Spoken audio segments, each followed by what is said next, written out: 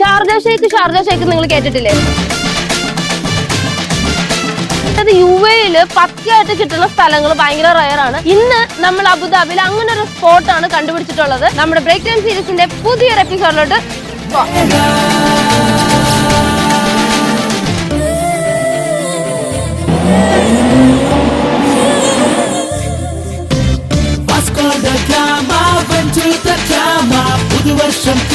ഈ ഷാർജ ഷേക്കിന് ഇവിടുത്തെ പ്രൈസ് എന്ന് വെച്ചാല് 11 ദിർഹമാണ്.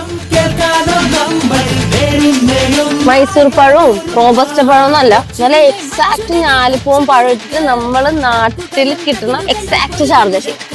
It tastes like banana and juice. It's very nice. It's actually very nice. I like it. Banana and juice.